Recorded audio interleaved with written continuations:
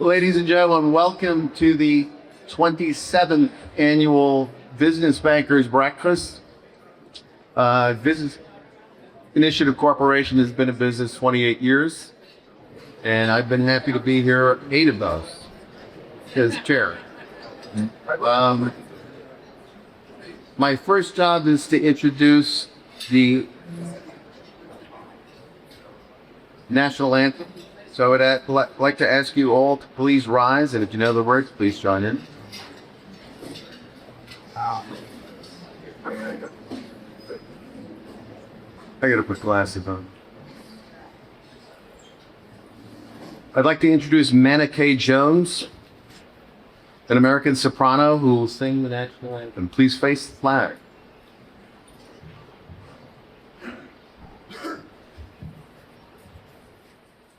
Oh, say, can you see by the dawn's early light what so proudly we hailed as the twilight's last gleaming, whose broad stripes and bright stars through the perilous fight o'er the ramparts we watched were so gallantly streaming, and the rockets declare, the bombs bursting in air, gave through the night that our flag was still there. Oh, say, does that star-spangled banner yet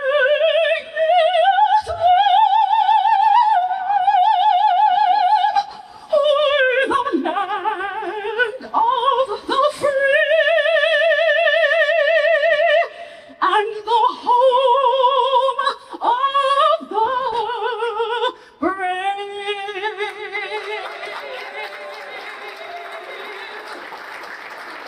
Thank you, Vanessa K. Jones. Thank you. Thank you, Ms. Jones.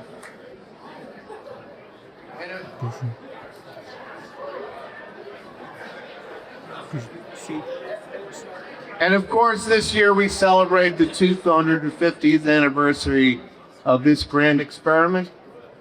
And a little hiccups along the way, but it seems to be working out very well.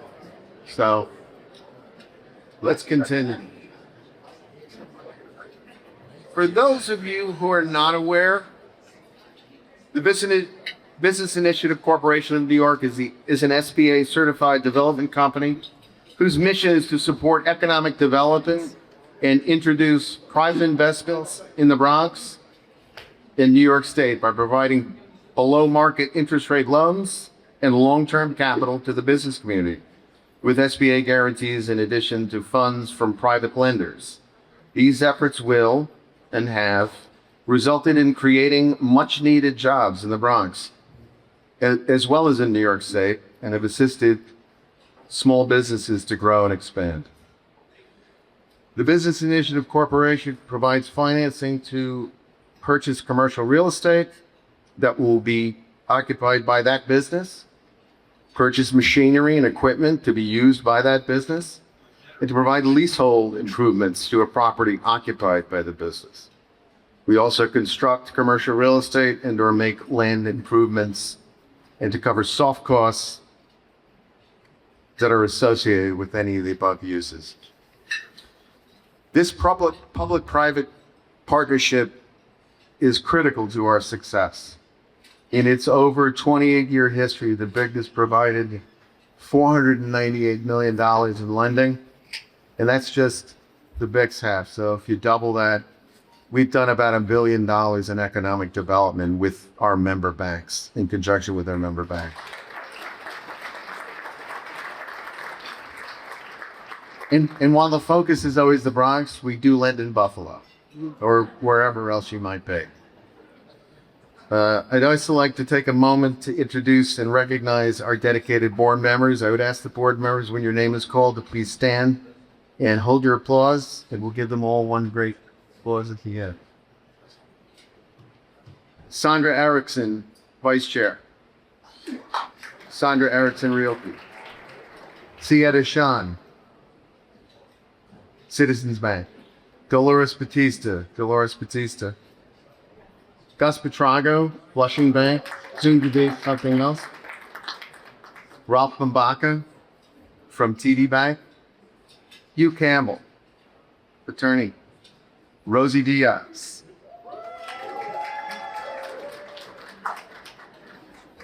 Daniel Garcia. Daniel Garcia. Lola Gazabotas. Jessica Johnson from the Johnson Security Bureau. Byron Logan. Anthony Mormile from Orange Bank and Trust. Winston Peters from the Bronx Economic Development Corporation. Adil Najib. Carlos Santana. He's currently on tour, so he couldn't make it. Mark Simshauser and Dio Singh. Is Dio here?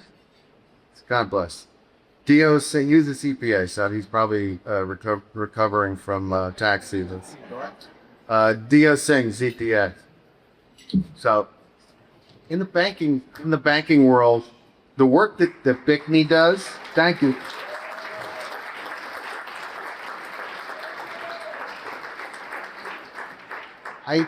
I'm also remiss in not recognizing our sponsors for Bronx Week and for the Business Corporation of New York project for the Bankers Breakfast, the Bronx Tourism Council, the Bronx Men's Tea, Verizon, Montefiore Einstein, Bronx Healthcare System, Simone Development, AT&T, the Bally's Golf Links, Cricket Wireless, the New York Yankees, Amazon, Food Bazaar, Metro Plus Health, Ponce Bank, Santander, Webster Bank is soon to be Santander. Storyland, Havana Cafe, the Bronx Chamber of Commerce.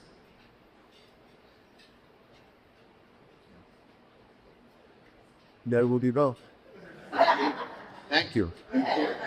What's Peter Fred? They appreciate it. Oh, by the way, Webster Bank is a sponsor.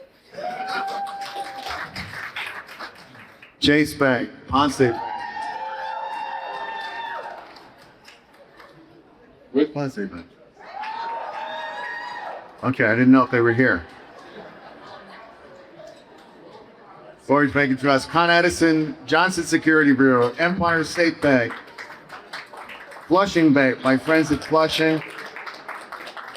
Right chat, fantastic. Go Coleman, thank you. Agape, Transportation,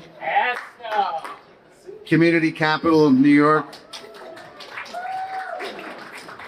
Ridgewood Savings Bank, and Salsa Catering. That's it.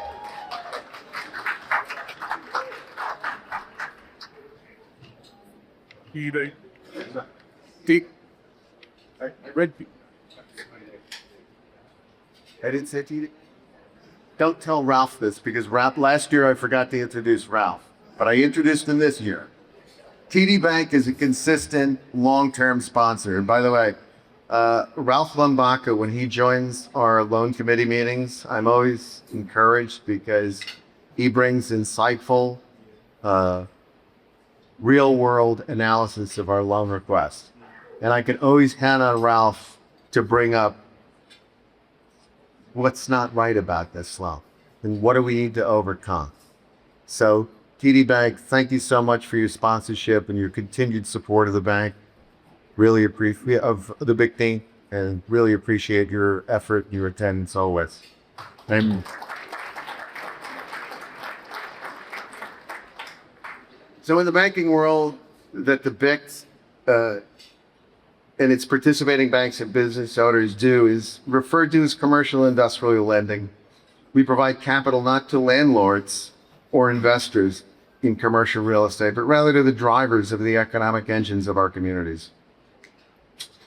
These are innovators, the entrepreneurs, the risk takers, the job creators, the businessmen and women who nurture and grow the jobs and the opportunities that are the sustenance, the people who call the Bronx and New York State its home. We are the Business Initiative Corporation of New York. I'd like to take a break before I introduce the borough president of the Bronx and recognize somebody who's very special and near and dear to the heart of the BICNY and economic development in the Bronx. I haven't seen her at a breakfast in a while because she's been otherwise engaged, but Marlene Cintron.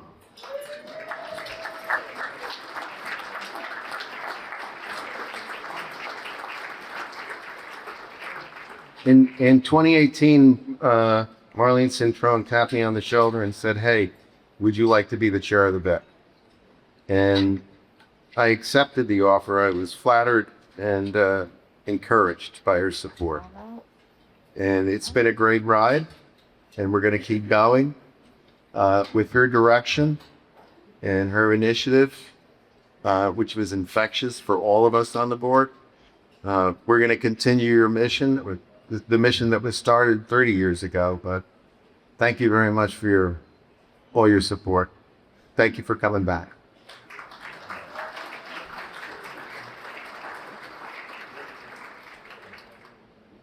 With that said, ladies and gentlemen and esteemed guests, I am honored and indeed humbled to introduce Vanessa Williams, the president. Sorry, what did I say?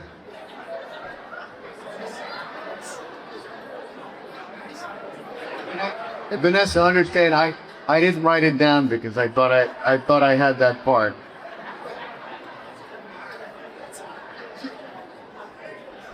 Look, luckily people are used to my public speaking, so.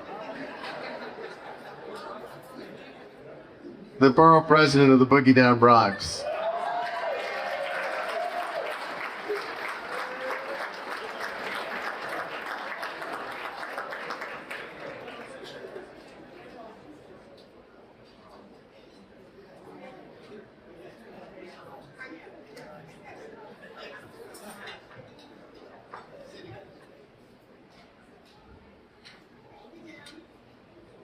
Good morning, ladies and gentlemen. Buenos dias a todos, bienvenidos. Ladies and gentlemen, welcome to the 27th annual Bronx Bankers Breakfast.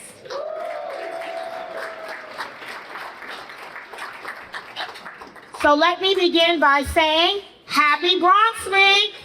Yes, we are so excited to celebrate 2026 Bronx Week and all things Boogie Down Bronx. I am so happy to be with you today, and I'm so grateful to have my voice back. If some of you saw me in the last few days, I did not sound like this. But now that I have my voice back, I will not stop talking. Love it. You all know that when we talk about Bronx Week, it is about recognizing the people, the places that make our borough what it is today.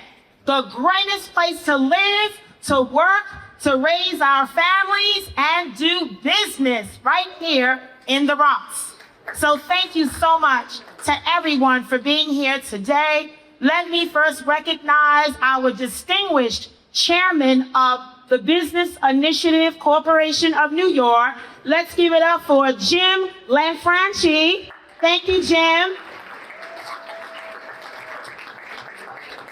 And to all the members of BICNY, we thank you for your leadership, for your commitment, and what you do on behalf of Bronx businesses every day.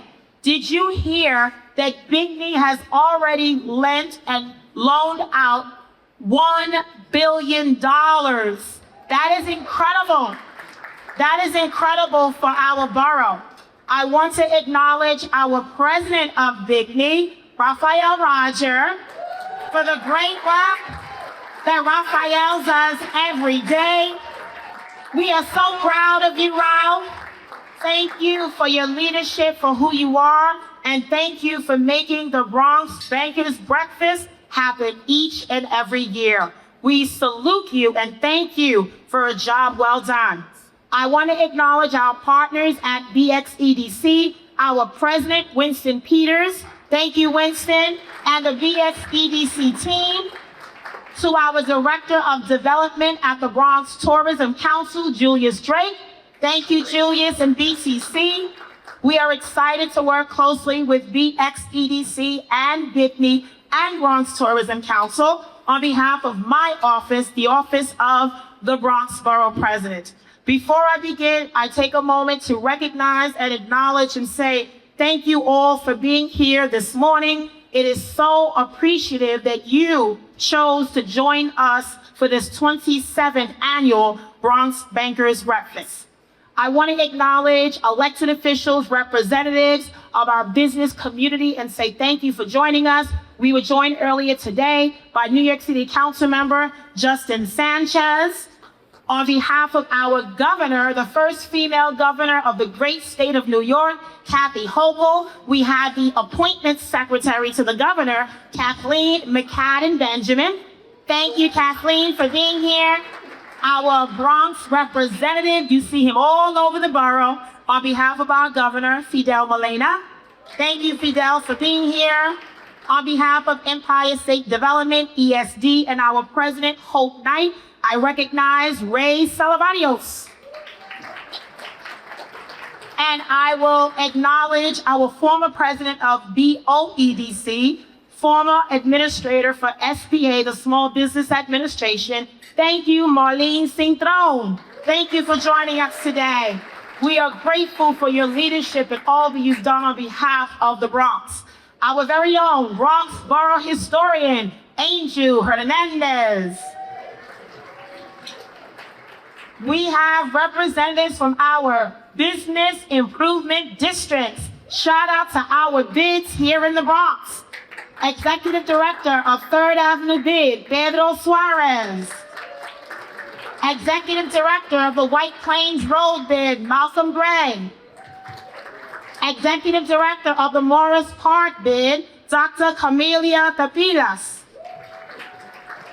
And on behalf of the 161st Street Bid, I recognize Executive Director Trey Jenkins and Michael Torres, who is here. Thank you all. So I want to acknowledge we will soon hear from our very own keynote speaker for the morning, New York State Comptroller, Tom DiNapoli. Thank you, Tom. Our comptroller is a friend to the Bronx, and we look forward to hearing from you as you share your thoughts and insights on how great we are doing in the Bronx and all the opportunities for continued growth here in our borough. I also want to acknowledge you will hear very shortly from my dear friend and colleague, New York City Comptroller, Mark Levine. Thank you for joining us. Now, you know it's important, folks, that we have not one, but 2 comptrollers representing our borough today. Thank you both for being here. So Jim acknowledged, but I do think it's important to recognize all of our sponsors. So the signature sponsors, thank you, Verizon. Thank you, Santander Bank. To the diamond sponsors, Montefiore Einstein, we thank you. Our platinum sponsors, the New York Yankees, the Bronx Care Health System, and all of our media partners. Shout out to Bronxnet Television, Executive Director Michael Maxnabi, to News 12 Bronx, PIX 11, Bronx Times, ABC 7, and 1010 Wins News. Give them a round of applause. We thank all of you, sponsors, partners, community leaders, for your help and assistance in reactivating Bronx Week for 2026. We are so excited to have began this Bronx Week last Friday on May 1st at the Storyland, our very own borough's first ever book land. Bronx Week has been around for over 50 years, 50 years strong, honoring the history, the legacy, the culture, the contributions, the Bronx energy, the Bronx swag, the fact that we have it going on. And our theme this year is The Bronx Leads, because it helps as a reflection to shape our vision, our blueprint, and our borough's priorities. We knew it was important to reactivate Bronx Week because beyond the festivities, Bronx Week plays an important role in supporting small businesses, spotlighting local talent, and boosting our economic activity throughout the borough. We are seeing real investments in our borough that is positioning us as a global tourist destination, showcasing our culture, diversity, our history, attracting visitors, tourists from all over the world, while we create new opportunities for residents and families and local businesses to thrive. In economic development, just 2 years ago, we were selected and the recipient of $20 million in grant funding from the New York State DRI initiative for the greater Morris Park community. Thank you, Governor Hochul. Thank you, ESD, and thank you to the Department of State. We have not only an opportunity to spend every dollar of $20 million, but we were the first to ever get all $20 million in DRI initiative. And we submitted transformative projects, and the final announcement will be coming later this spring, which will help to revitalize the greater Morris Park community, support local businesses, and revitalization. I am excited about the greater Morris Park community. Over $3 billion invested in the expansion of the Metro North with pen access in the East Bronx, with an additional $500 million for neighborhood improvements as part of our rezoning. We are expected to unlock an estimated 10,000 new jobs, nearly 3 million new square feet of commercial and community space, 7,500 new units of housing, 1,900 of which is permanently affordable. This is a big deal, ladies and gentlemen. Affordable housing means stability, high pay to the middle class, so that families can stay in our borough, build their lives, and grow in the communities that they call home. Housing development has been a pillar of this administration. We are proud to have invested $16 million in housing, which represents 29 projects that advance affordability, stability, and opportunities for our families. These investments strengthen our local economy, create good-paying jobs, revitalize our neighborhoods, and truly lay the groundwork for long-term equitable growth across our borough. My office has also allocated $9 million in capital towards economic and community development, such as Grow NYC in the South Bronx, 60,000 square feet of new opportunities with the regional food hub that we represent in Hunts Point in the South Bronx to strengthen the local food economy, address food insecurity, support farmers, and increasing access to healthy, affordable food at many of our low-income communities. We also launched, in partnership with the Department of Labor, Future Focus Bronx. And it is not only lowering the unemployment rate, but is creating job and career pathways. Often for many families and individuals who have been often locked out of opportunity and historically excluded from traditional job markets. We believe in AI, in coding, in tech, in robotics, but we also know our largest employer is in the healthcare sector, in education. When I started this position in 2022, our unemployment rate was 11%. During the pandemic, it was 26%. And guess where it is today? 7.6%. We are going down, down, and down. And because I'm a competitive borough president, we are still the highest of the 5 boroughs. So I need all of you to help me so that I can be my borough president and get the lowest unemployment rate, okay? I need help. This is about jobs, careers, and opportunities. But ladies and gentlemen, that progress did not happen by accident.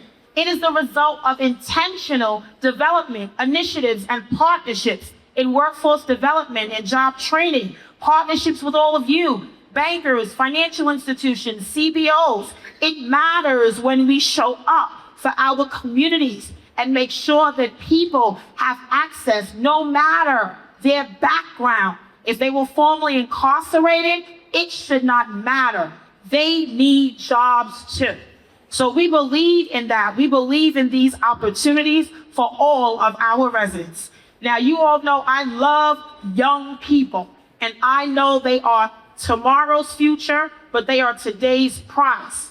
So we have had incredible opportunities to support our students. We have a job fair coming up in June in partnership with Councilmember Althea Stevens. And guess what? It's only for young adults. No one over 25 will show up because it's all about young people. Or rather, younger people, because we're still young.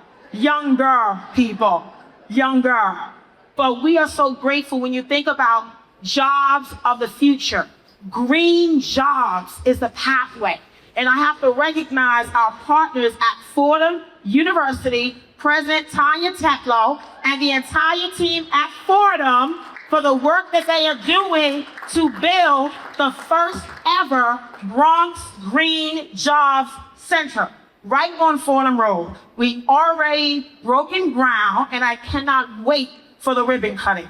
This initiative will connect young adults, college students with New York's rapidly expanding green economy, ensuring they get the training, the skills, and pathways needed to excel in this workforce, building lasting careers.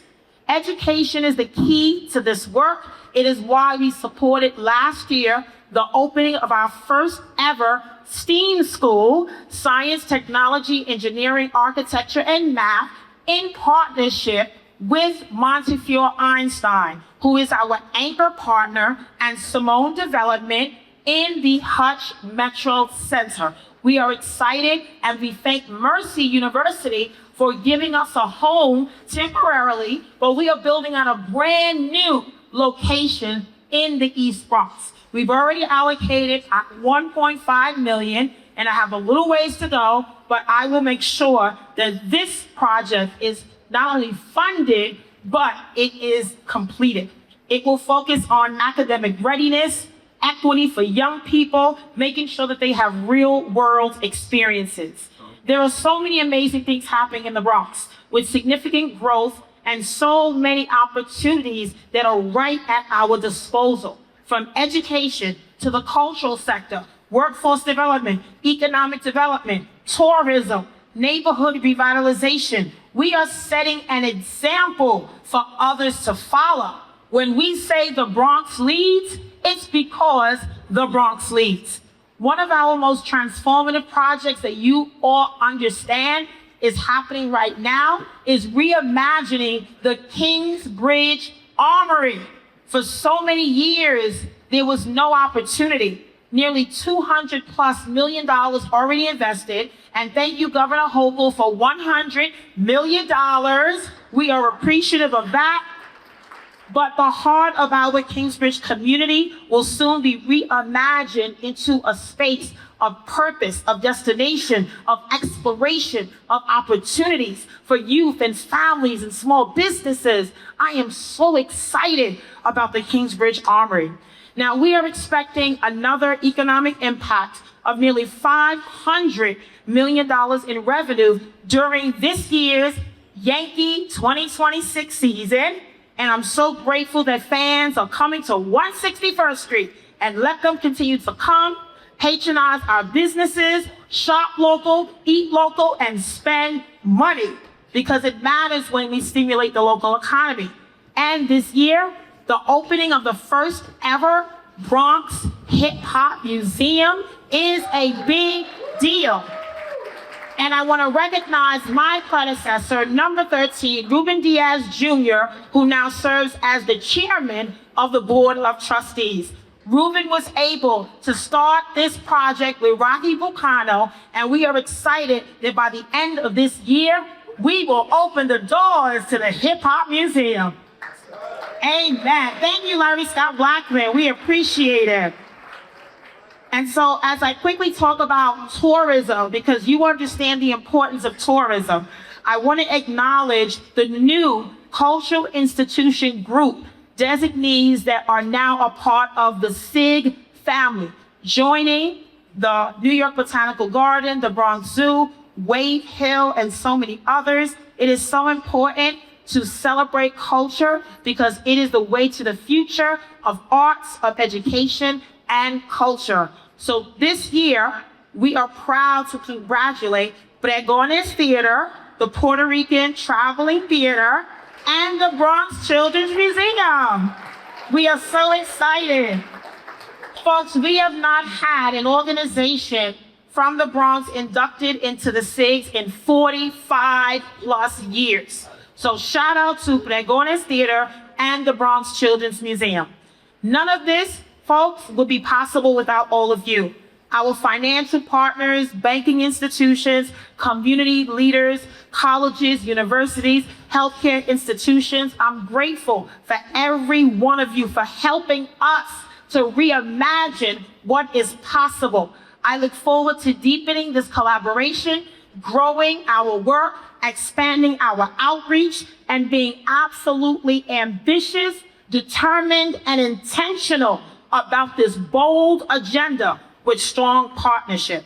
I need all of you to understand that when we say the Bronx leads, it is because the Bronx means business. And I want to acknowledge Lisa Soren, the president and CEO of the Bronx Chamber of Commerce, because Lisa and I speak the same language. The Bronx means business. Tourism is local and global. As much as we want people to visit, we want our own residents to take advantage of what we have right here. So this summer, as we prepare for FIFA, World Cup, the summer season, America 250, the salute to this country, the summer concert series that will return to Orchard Beach, it means telling the story of the Bronx, being the greatest storyteller of our borough. It means creating experiences that draw visitors in while ensuring that our families and businesses feel supported, feel heard, feel engaged, and feel empowered. So I am counting on all of us to play an active role in shaping and advancing this vision, bringing forward ideas, investing in neighborhoods, and let me be clear, we will not let our borough fall behind, but the Bronx will lead because we are committed to passion and our purpose and the possibilities. So I thank you, Bickney, thank you, BXCDC, thank you, Bronx Tourism, and thank you to all of our sponsors and all of the organizations that are being recognized today. We look forward to the work ahead. Don't forget, Bronx Week still going on through Sunday, May 17th. And if you don't have the calendar, visit the website, ilovethebronx.com. Thank you so much, ladies and gentlemen. We are the Bronx. Keep coming, keep making history, and keep making sure that the Bronx leads. Gracias a todos. Thank you so much, everyone. Jesus.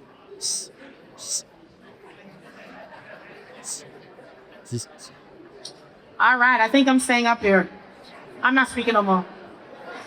But ladies and gentlemen, I am very proud to recognize a friend, newly elected to the position of Comptroller of the City of New York, someone who is a friend, who is a colleague and ally in so many things, nearly 25 years of experience of advancing affordability and equitable resources and building healthy communities in our city. He started his career in the Bronx as a bilingual and science teacher in the South Bronx. Then he founded the Neighborhood Trust Federal Credit Union, which has provided nearly $100 million in loans to families and businesses here in the Bronx. He went up to serve in the New York City Council for 8 years, where I got to know him as he chaired Parks and Health. And we together created landmark legislation known as Right to Counsel, the nation's first ever absolute guarantee that families facing eviction would be given legal representation. That law has saved thousands of families in our city from being evicted. my proudest moment to work with him. He served as Manhattan Borough President, focusing on our affordability crisis, expanding so many opportunities for tenants, families, and businesses. And then last year, in 2025, he ran for the position of New York City Comptroller, and he won. I am so proud to recognize, to give remarks, our New York City Comptroller, Mark Levine.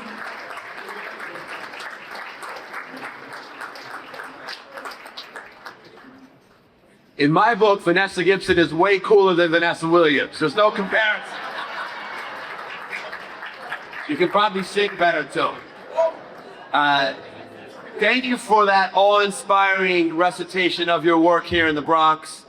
And let me tell you, I have inside information that the other 4 borough presidents are extremely intimidated by you, VP Gibson. You have nothing to fear. Give it up again for the Queen of the Bronx. That's Gibson. Muy buenos días a todos y a todos. Si me están entendiendo, hagan bulla. Wow. Este curso se puede hacer en español. Wow, came to the right place. All right, now this speech is going to be in Hebrew. What do you say about that? I could. Right. Happy Bronx Week, everybody. You know, I love Manhattan. There's no Manhattan Week. I love Staten Island. There's no Staten Island Week. The Bronx is so cool that Bronx Week is actually 2 weeks. That's how you guys roll. I love it. It's very cool. Thank you to Big E. Thank you, Jim and Raphael. Do I have this right? $1 billion lent? Unbelievable. How much of that has been paid back? Don't have to. Don't answer.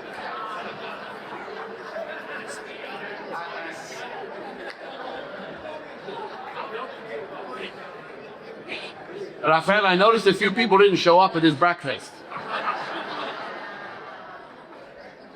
Send them the bill. Seriously, this borough, I think, is probably the most entrepreneurial place in America.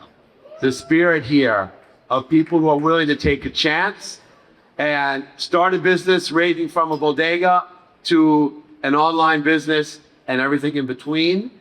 It has been fueling this borough for generations.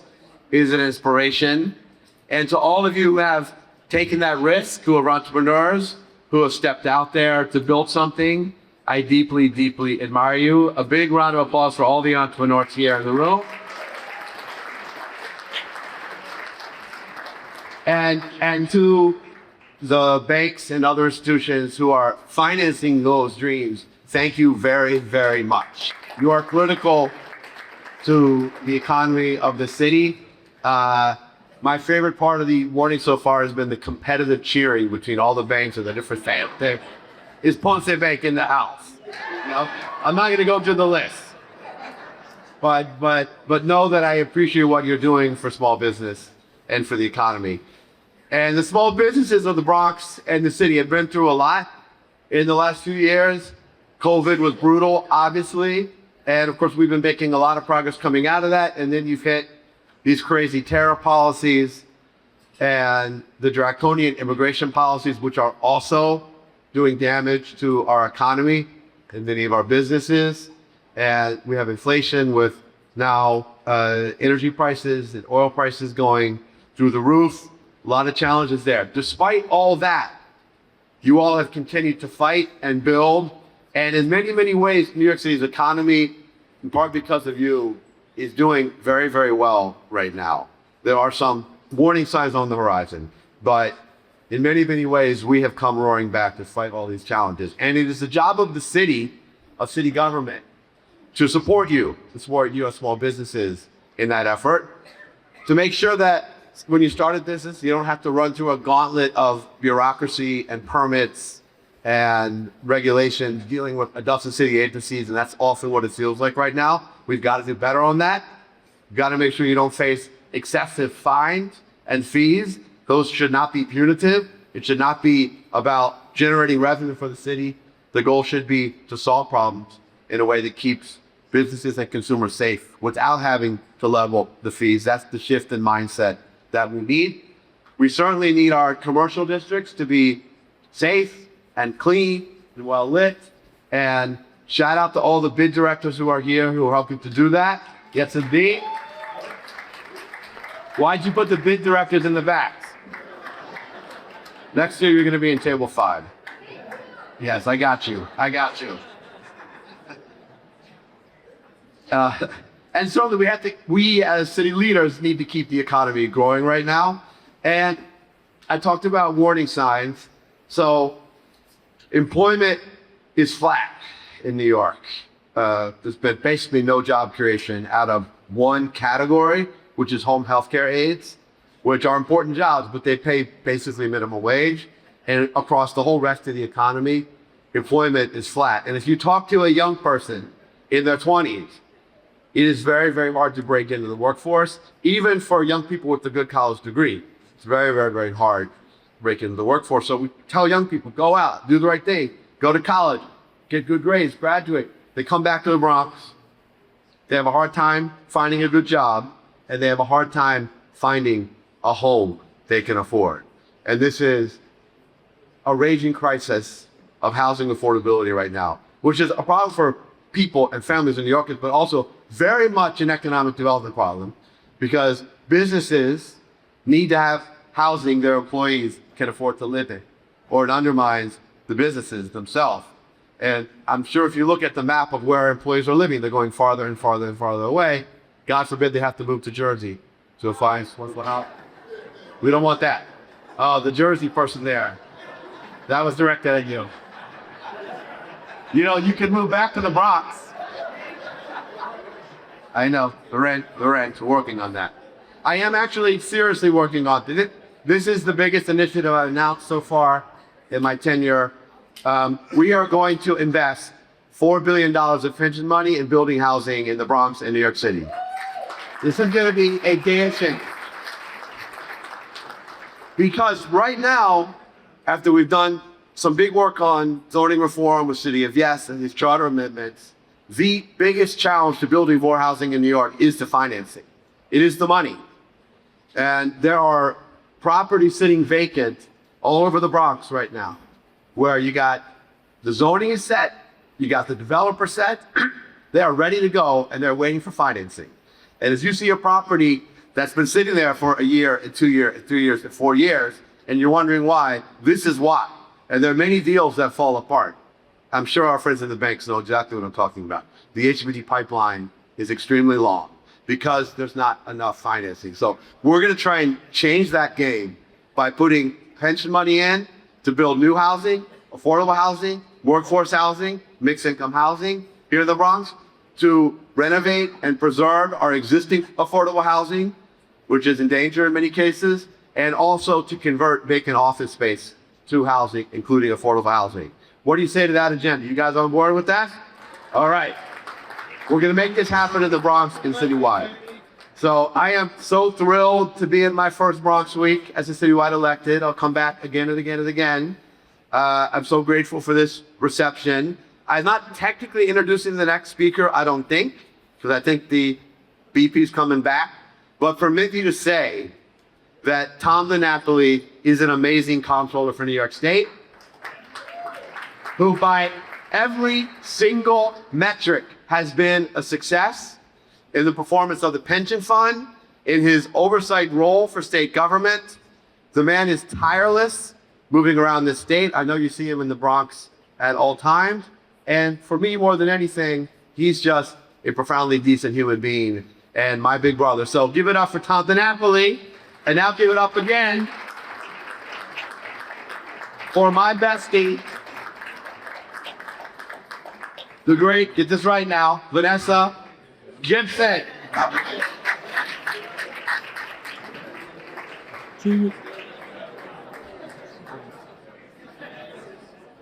All right, thank you to our New York City Comptroller, Mark Levine. One more round of applause. I'm so excited about the housing that he is talking about.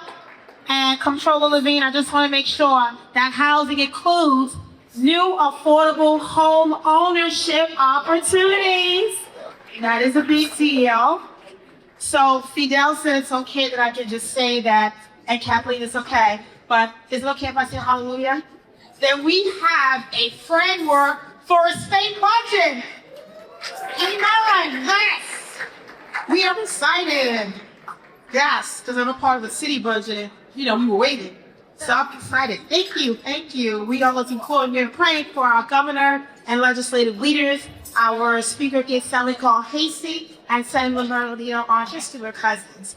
So ladies and gentlemen, so excited to recognize someone who needs very little introduction. He's been a friend. He's dedicated his entire career to public service. First winning his first election in 1972 as 18-year-old trustee on the Mineola Board of Education, the youngest person in state history to hold public office. He went on to earn his bachelor's degree in history from Hofstra and worked in the telecommunications industry, and then got his master's at the New School University. In 1986, he was elected to the New York State Assembly, where he served for more than 20 years, representing Nassau County, before becoming controller of this great state in 2007, a position to which he was subsequently re-elected statewide in 2010, 2014, 2018, 2022, and dare I say, this year too. Amen. Sorry. But I am grateful to know our state controller. When I was an intern serving in the state assembly, working for then, Assemblywoman Aurelia Green, Controller DiNapoli was there, and I'm just so grateful for his career and for his love of the Bronx. He's truly focused on fighting fraud and waste in government, overseeing one of the nation's strongest and largest public pension funds, directing billions in investments to support our economy while advancing sustainability and diversity in investment practices. He's been a leading voice on fiscal accountability, housing affordability, and transparency, producing major research on the drivers of cost of living challenges. Most recently, he came to the Bronx to give a snapshot of our borough, and most importantly, he said, jobs are up, the economy is up, and tourism is up, and the Bronx is in a great place. So I am so proud, ladies and gentlemen, to welcome our keynote for this year, none other than New York State Comptroller, Tom DiNapoli.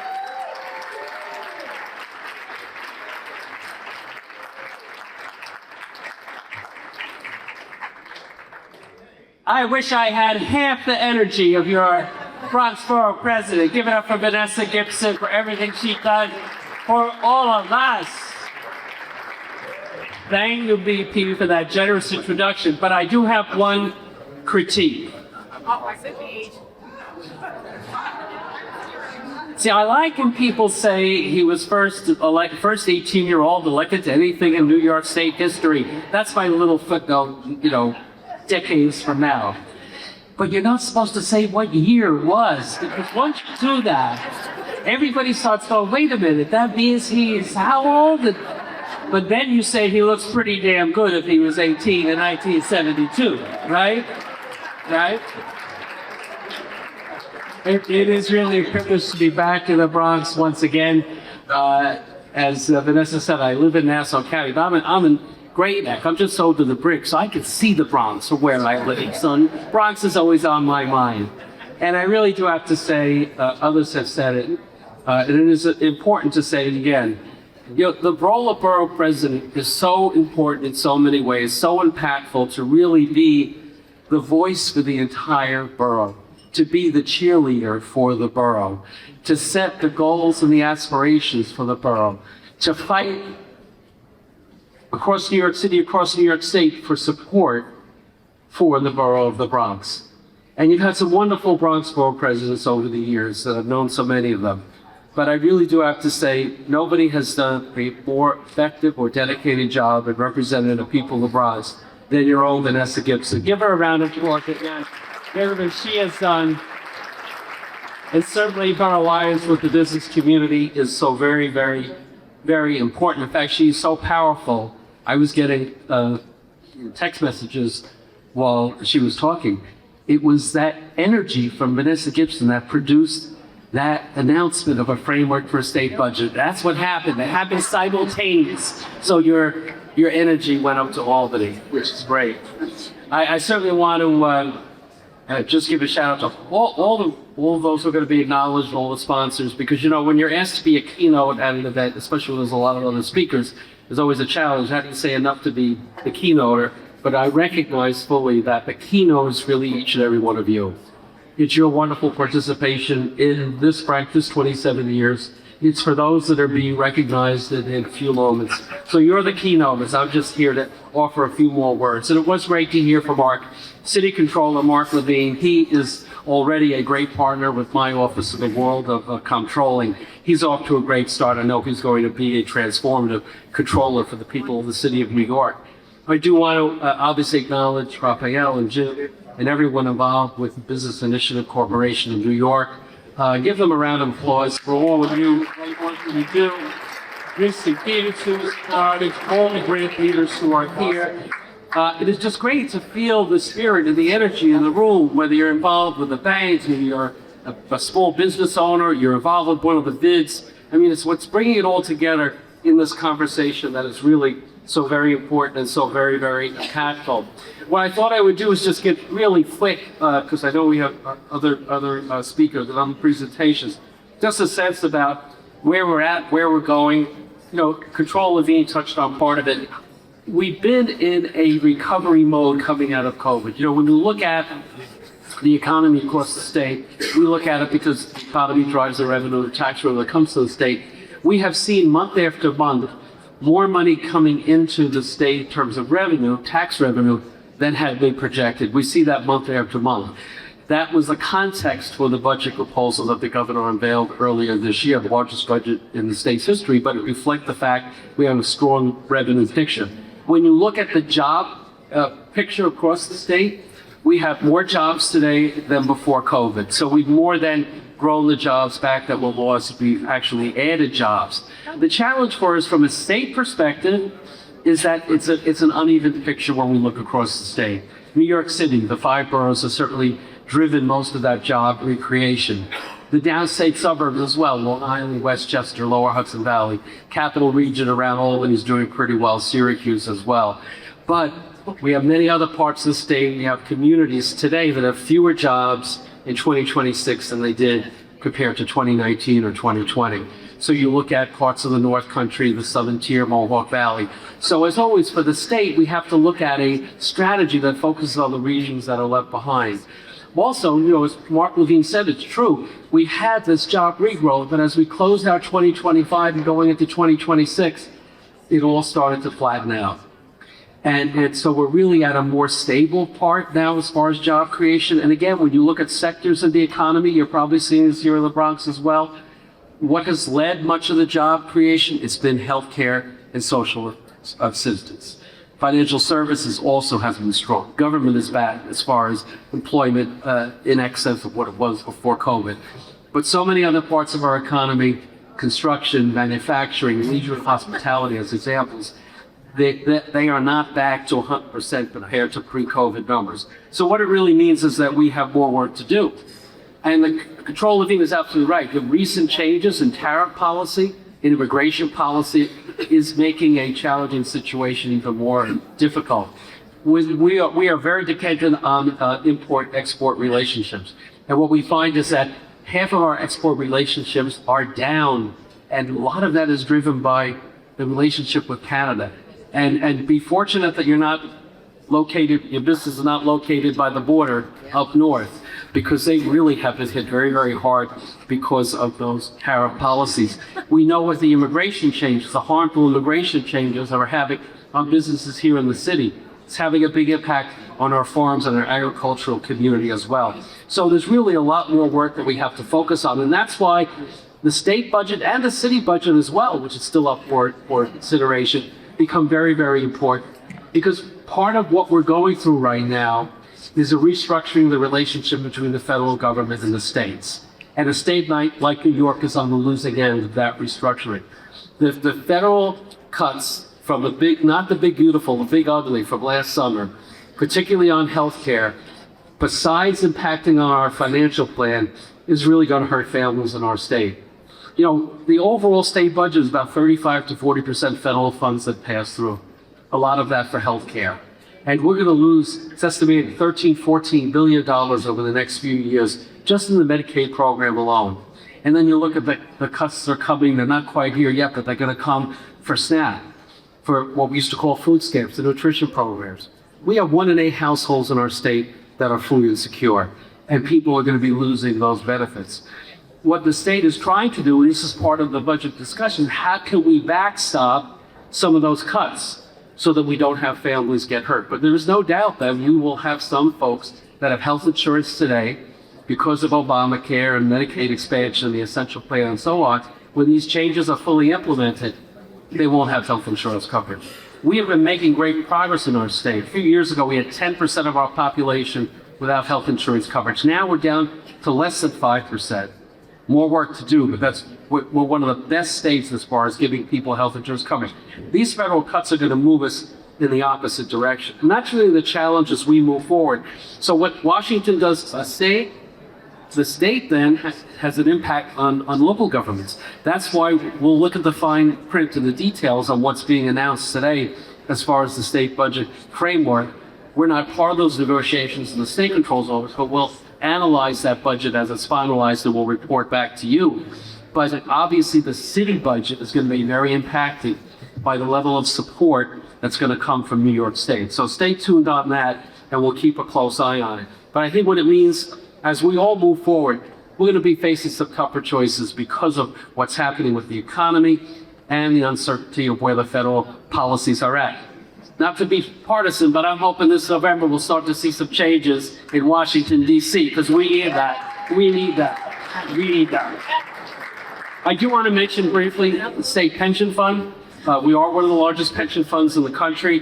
Just shy of $300 million. I won't get into all the numbers on that, but I do want to mention that we do try very hard, City Controller mentioned with some of his initiatives and efforts, to recycle as much money this back into the state's economy, including here in the Bronx and in New York City. Because we find that when we find great investment opportunities in our own state, we make money for the pension fund and also we help to grow the overall economy. That's good for everyone. So I want to call your attention that we do some housing work already, and like Controller, we're looking to do more because, as Borough President Gibson said, that housing issue is so important to all of us. But I do want to mention 2 programs that we fund that you may not be fully familiar with. And I'm sure you know about the program, you may not realize that we're the ones that fund it, where we do try to support business development. One is our underwriting, and some of the banks here are probably involved in this, with Pursuit Lending, which used to be called the New York Business Development Corporation. So the pension fund is a significant contributor to that program that provides lending for small businesses, for real property, for working capital, and for other small business loans. That program has a goal of 25% lending to women and minority small businesses. They always exceed that goal. So we're very pleased to support small businesses through that program. The other program that you may be less familiar with, but I want to report to you, I want the BP to be reminded that this is another option for economic development here in the Bronx. We have a unique program. It's called our In-State Private Equity Investment Program. It's not a loan program like Pursuit Lending, but it is an opportunity where we take an equity stake in a business that's starting up or expanding or relocating to New York. The only obligation that we want to see fulfilled is that you're going to grow the business and grow the jobs here in New York. So we are now invested in over 600 companies throughout the state through that program. We've got just shy of $3 billion, and we're looking to do more there. So if any of you are interested in it, be in touch with our office. Nancy Hernandez from one of our deputy controllers is here. There's Nancy, and she has her own sharing session. And Alethea Williams, our Bronx representative, is here. Be in touch with them, and they will be happy to follow up with you on that. So I've been talking a lot about New York State, but I do want to give a quick update on how we see things going in the Bronx. And yes, the Bronx is strong and the Bronx is doing well. Your borough president is absolutely right. The Bronx is leading. Give yourself a round of applause for that. You know, If the Bronx were its own city, you'd be in the top 10 as far as population in the United States of America. You know, comparable to Dallas, right? Sometimes being part of New York City is wonderful, but sometimes you get lost in the fact that you be your own city of significance. I'm not suggesting you secede from New York City. Don't get me in trouble, please. I don't want that. Diversity is a strength for this borough. There's no questionality. That diversity we feel, obviously, the Hispanic and Latino community is such an important part of this community, over 55% of the residents. And 1/3 of our residents in the Bronx are immigrants, which is why I say celebrate our immigrant communities. Don't attack them, don't disparage them, don't demonize them as we see happening coming out of Washington. I think about my immigrant grandparents, and what would they say about how folks are being treated today? But there's so much diversity happening here in the Bronx. Over the weekend, I was at the Albanian Festival over there by Arthur Avenue. How many thousands of people? How many of you were there? Any of you there? Oh my Lord, what a great crowd. South Asian communities growing here, African community, Middle Eastern community. This is the picture of America right here in the Bronx, and it is a strong positive. Obviously, the business community and promoting the business community, which is what you're all about, has been so key to the success of this wonderful, wonderful borough. Again, as we look at the recent statistics from 2019 to 2023, the number of Bronx businesses increased by 6.4%, and micro businesses, defined as having 5 employees or less, even was stronger, that 10.5% increase. There are 19,300 small businesses here in the Bronx. 19,300 small businesses right here in the Bronx. So what that says, and your borough president knows this, small businesses are the backbone for the future economic growth of the Bronx, and why it's so important that despite all the challenges out there, we all need to work together to support you. As the borough president mentioned, we did a snapshot not too long ago on the Bronx. We particularly focused on the South Bronx. And it is absolutely true. The unemployment rate continues to come down here in the Bronx, below 8% now. It's still a bit higher than the citywide rate, and the city is a little higher than the state rate. And we do have to recognize, besides all the other challenges, one of the other areas that we've been focusing on is the impact of AI, artificial intelligence. You know, the city controller mentioned the challenge for the next generation of workers as they're coming into the workforce. AI is having a particular impact on those younger workers, because a lot of the entry-level positions that many of us perhaps first had to get into an organization, they're starting to disappear. So that's a global challenge we're all going to have to face. AI, I'm sure, can do some good things, but it's really transforming our workplaces. If you put the remote work that came out of COVID and the impacts of AI, it's a very changing landscape that we all have to be very mindful of and very cognizant of. So I want to close out by mentioning 2 other quick things, maybe 3 quick things. You know, we care about banking, right? It's Bankers Breakfast. So, you know, one of the issues that's been out there is how can the state do more to support our banking community, especially our community and minority banks. So we have 2 programs that the Controller's Office is directly involved in, the Banking Development District Program and the Community Bank Deposit Program. Through the BDD program, we awarded about $540 million to BDDs across New York, including 6 here in New York. Ponce Bank was the most recent one. Cheering at Ponce, I know you wanted to. Also, you have BDDs with Ridgewood Savings, Popular Bank, and Spring Bank as well. Do a collective applause for those banks if you like. Through the CDE program here, that placed $80 million in community banks to support lending and economic development. What we know is that too many households are underbanked. That's been a big issue across our state, across our nation. Particularly Latino and Black households are more likely to be underserved and underbanked. The Bronx has the largest number of unbanked residents in New York City. Again, looking at recent numbers, over 72,000 residents in the Bronx don't use a bank for their financial needs. Bank or, I would say, a credit union as well. We know what happens when they are forced instead to use high-fee check-cashing businesses or rely on payday loans, missing out on opportunities for savings and for lending.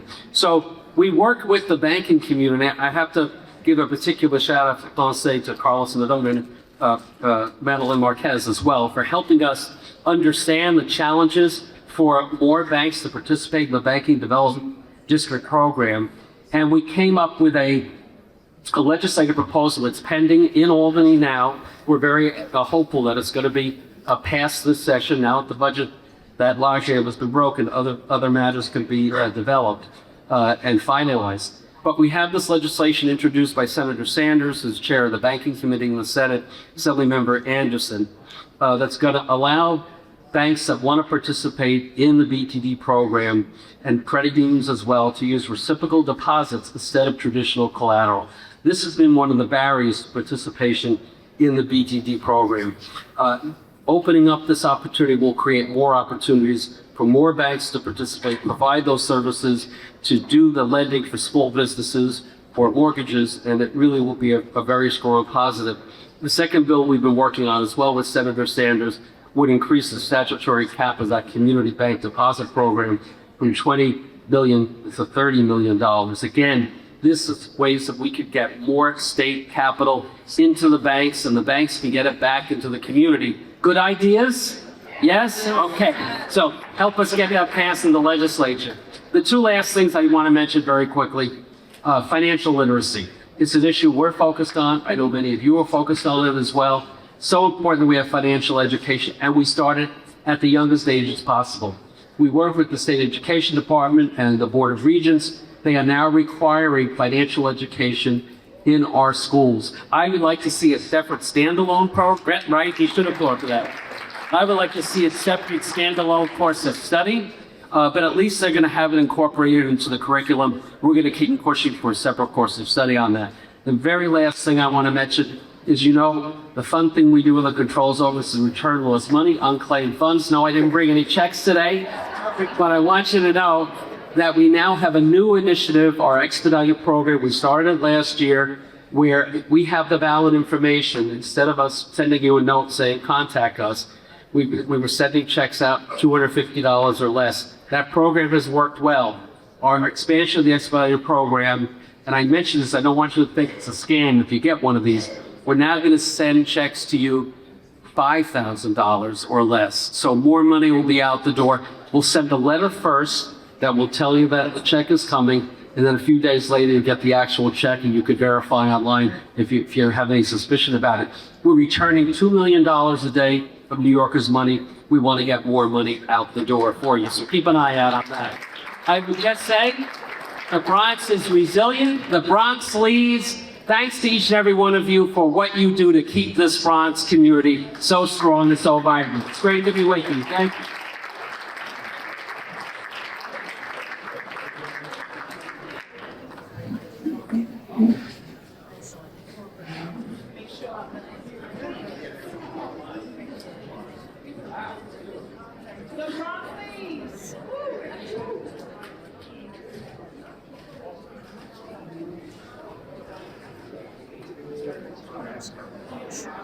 Yes. Baby.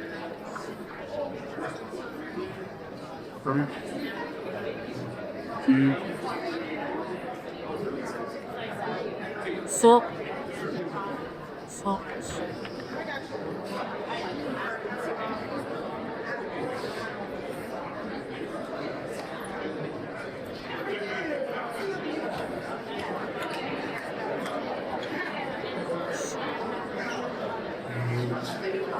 Good morning, everyone.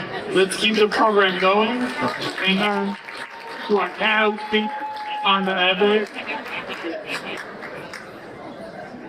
I don't know what time it is. I'm not without phones. I don't know where my phone is, so you guys are gonna have to bear with me. I feel naked. Raphael Ronder, President of Business Initiative Corporation of New York.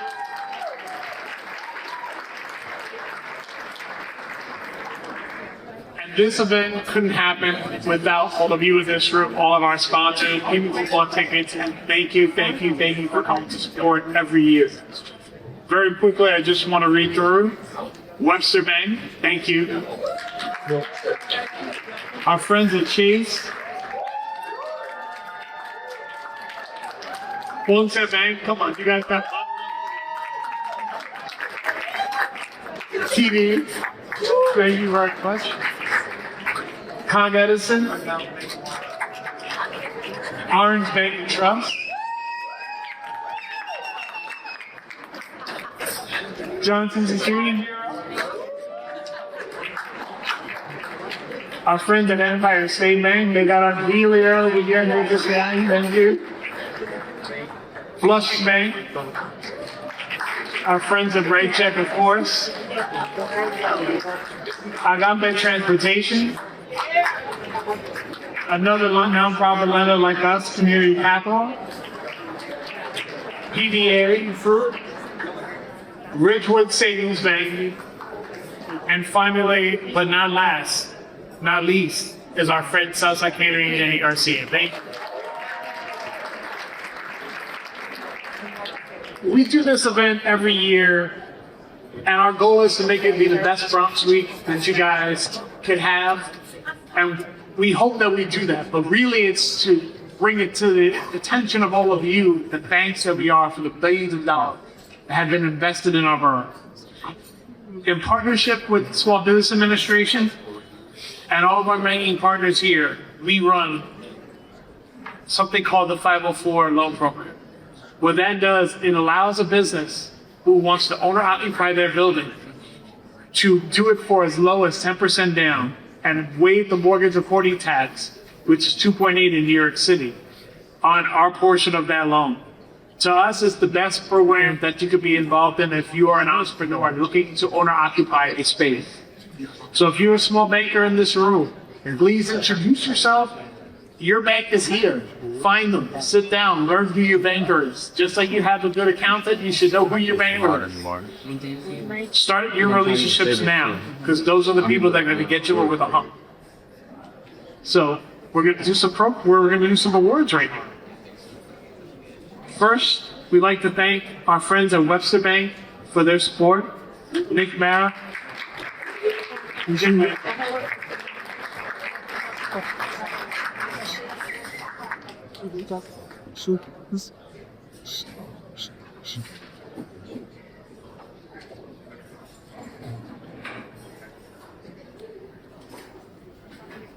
Subscribe it.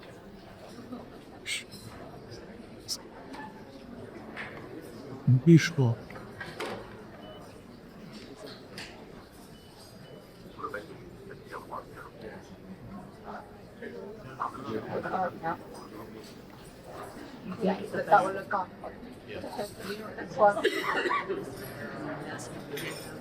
I know it, I'm tired.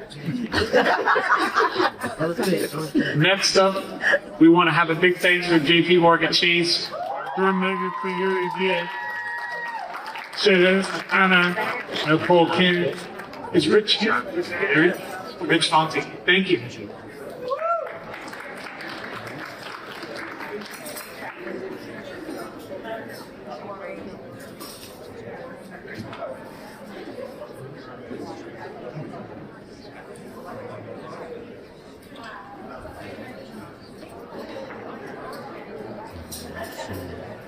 嗰時那架 hit 好似好長。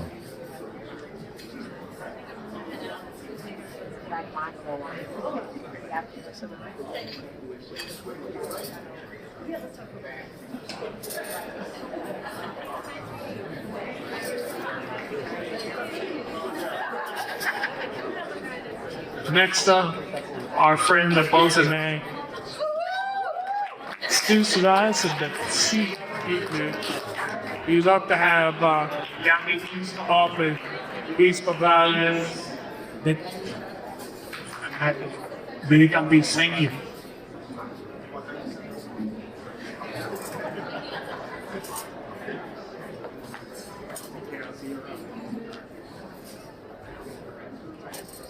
Juice. Melody.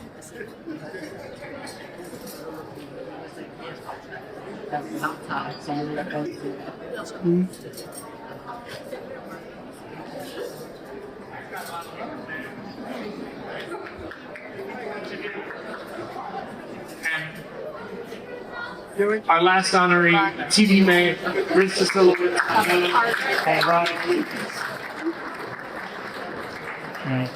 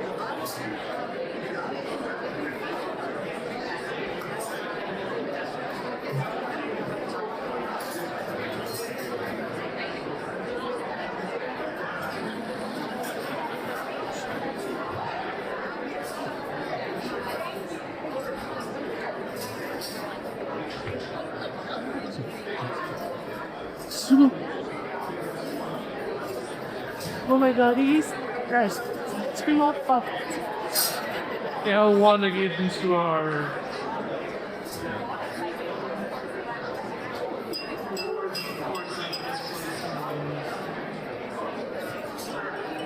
Oh, fuck.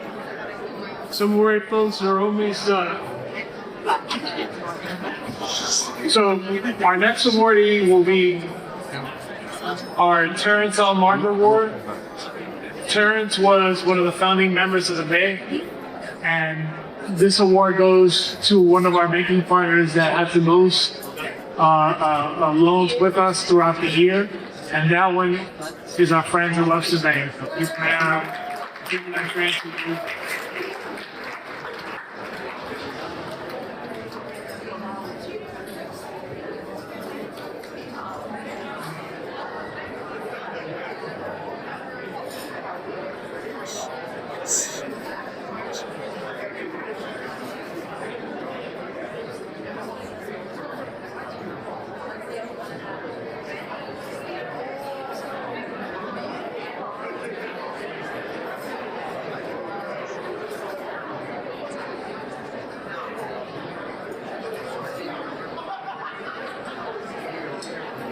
But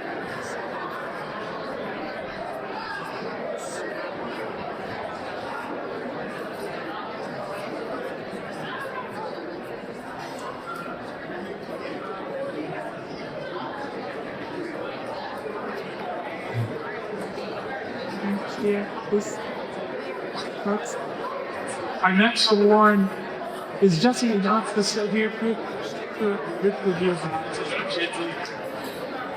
So this award is actually named one of our board members, one of our founding members as well, with Charles Johnson. He's the one who actually came up with this concept, and it was brought to my attention that the very first one of these we did at Bronx Borough Hall in the Rotunda. So we give this award as a legacy award for those people that are doing the work here in our borough. And this year, that award is going to go to our friends at M&T Bank. And I would like to have our board member Byron Logan, Martin Eric Williams, and Ade Scott. Thank you.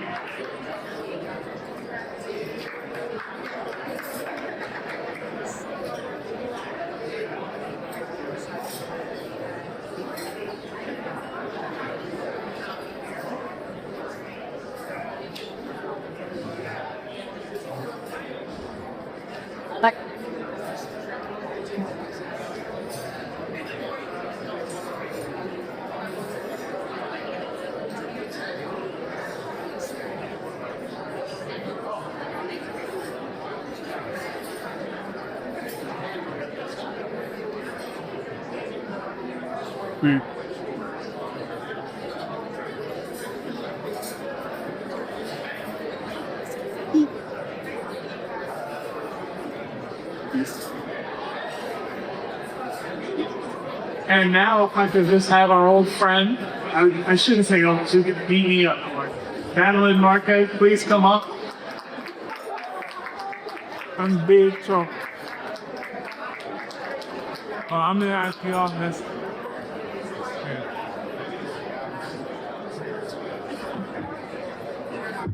Good morning. Good morning, folks. Please, may I have your attention? If you're having a wonderful side conversation, I recommend that you please sit down. The support is important, not just for me, but for the lady I'm about to give it to. So may I have your attention now? I'm going to be calling out the outfits, the beautiful outfits I see you wearing. Right? So that if I don't know your name, I'll say you in that beautiful blue suit. Okay? For those of you that are wondering what the hell I'm doing up here, right? Let me remind, and you did it, Rafael, as to why Pygmy is here 27 years later. And that's because a young lady that was working in Brooklyn, heading up REDAC, was brought into the Bronx to start the infrastructure for what was known then the Bronx Initiative Corporation. And it was only allowed to land in the Bronx. With SBA's wonderful wisdom, every CPC became a statewide entity. And at that point in time, we changed our name to the Business Initiative Corporation of New York. Ladies and gentlemen, for those of you that have been on the board, that have put on the board, thank you for allowing me to fly away and for taking care of the baby that I started 27 years ago.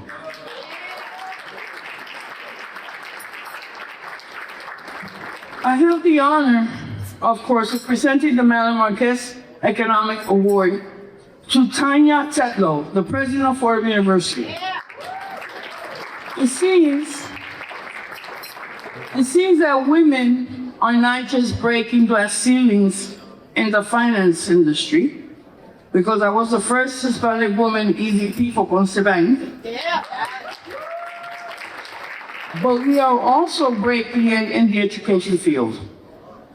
Let me tell you a little bit about Tanya. This will be over soon, so the side conversations, please, I'm begging you.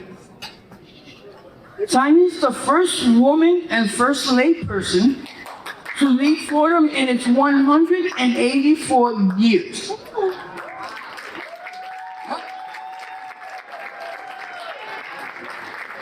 Fordham just announced a record number of student applications attending the university with more than 54,000 applications. Last year, Tanya, and kudos to you, you secured the largest gift of $100 million for the state-of-the-art STEM building on Southern Boulevard. When I learned that you would be Fordham, you see, I don't get to choose. I'm told. So, Rafael, thank you. But I was pleased to find out that it was Fordham because at this point in time, as I speak with you today, we are already working with Professor Sarah Wheeler-Smith. And let me tell you what they got going for you bankers in the room and businesses in the room. They have a course called Applied Innovation Consultant. And we, as a CCEL affiliated partner, was offered the opportunity to work with 10 Fordham University students on a business project. So yes, we took full advantage of that and will continue to do so. The students, they team up to complete a real consulting project for the partner organizations under the supervision of Professor Wheeler-Smith. We chose two. One was access to capital for minority and immigrant customers and small businesses, and the other one was digital access and banking equity. I got to tell you, it gives me a great honor to say, Tanya, please come up and get the Madeline Marquez Economic Development Award.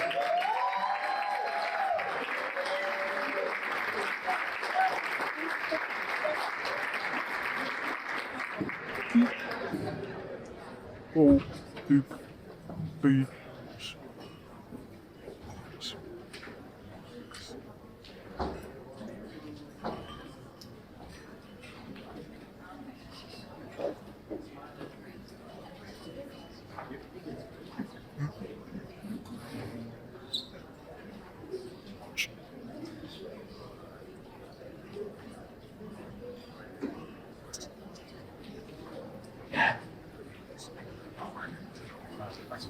Asked me to say a few words, but I'm to be so brief. Thanks to all of you who've made it this far, and to all of our partners and everyone here today. We are so proud at Boredom to have been an anchor institution of the Bronx since 1841, when this was all farmland. We are so proud to have been part of everything that has happened since, and we are immensely proud of the Florida Marine Jobs Center. It is proof of the power of the Bronx, that obstacles spawn innovation and genius, the power of partnership of what happens when you bring community groups together with government and industry and education, and the magic that results. The Green Job Center embodies that partnership. We have brought together so many community groups. We've had so much helpful funding from government at every level of industry and banking, and of combining most impressive of all, of a Catholic private school partnering with SUNY and CUNY and bringing all of it together. And as a Catholic Jesuit school, we're reminded every day by Pope Leo and the Jesuits of how the power of the environment, of the moral imperative to care for the earth, our home. And so the Green Job Center brings together that commitment with economic development and we at Fordham have the largest solar array of any institution in New York City. Half of our power at the Rose Hill campus comes from the sun. And with the Green Job Center, we are going to train members of our community in the jobs, the workforce of the future, because we know that the Bronx suffers the most from environmental injustice, and it is the most left out of the opportunities of a green economy. And so we are here to help fix that and to train workers in jobs in solar and electrical car charger installation and urban agriculture as the greenest borough of the city, and to train entrepreneurs who will have the ideas that we hope the lenders in the room will fund, and to make that opportunity really possible. So thank you to all of our partners here. Thank you to my brilliant Fordham team building this. The Bronx stands for determination, for fighting harder and smarter and showing the world how it gets done. Thank you.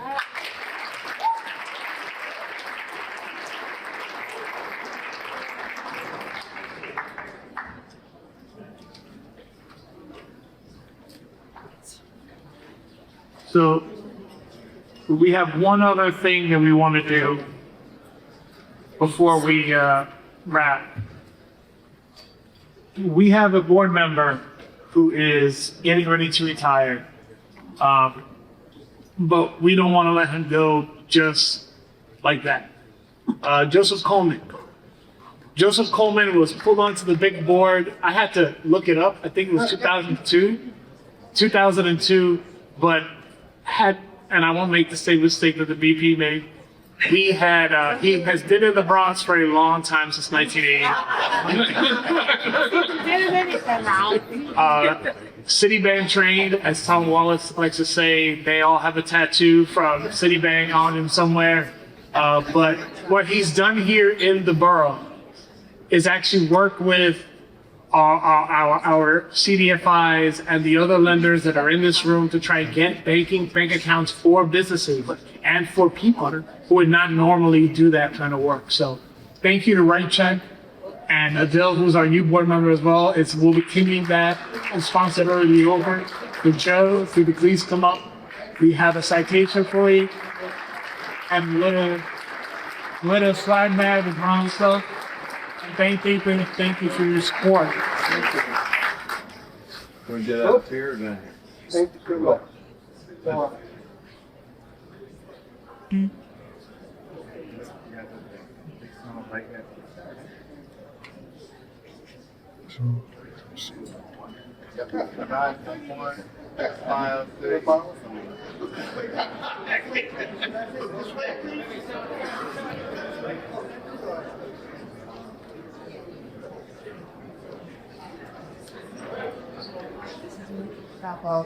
Now, I've been here like 40 years. This is a white check that will. Would you all stand up? This is what I like back. Everybody who works in White Check started out as a cashier, working. They came from the neighborhoods and have worked their way up. And we have a great company, and we try to help people. And they're in between. They're coming out of hard times. They're making their way toward a banking relationship. But in the meantime, they got to pay a bill. They gotta buy a bunny roll. They gotta send money home. So we do that for them. There's a need for transactional services. But we're there for them, and we try to help them into a bank account when they're ready. So I just want to thank the bank for letting a check cashier be on their board, and we try to hold our heads high and do the right thing for the Bronx. So we're out of the Bronx, we grew out the Bronx. So when they say, give this great group of people here who are actually like the Bill, Najib, who started when he was cashier how many years ago, and now he's the president of White Check. So thank you all.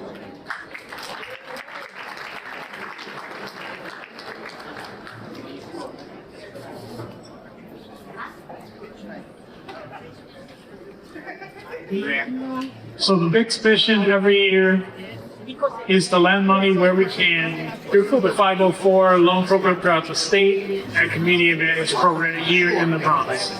And we want to thank you guys for all of your support, all the banking institutions, all of the lenders and nonprofit lenders who are in the room. Thank you for everything that you do, and thank you for supporting us and having a step in helping our borough move forward. I would like to thank our staff, the guys that are on the ground, that do work every day. They're all sitting in the back. Pedro, Luis, Ruby, Marshall. These are the guys that are the feet on the ground at BNCDC. Come walk, because we're underwriting, who attract all of you who are bankers. A special shout out to our friend Jenny Bolinas, who you guys have also learned, who sets together all of the invoices and borrows you to for all the tabling, and Phyllis for putting everybody in this room and getting you all set. I couldn't do this without everyone I mentioned, but I really couldn't do it without, I have to acknowledge, my mom, JR. For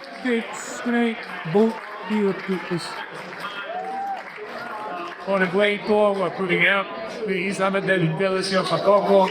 Thank you all for supporting the Bankers Breakfast, and happy Bronx Week.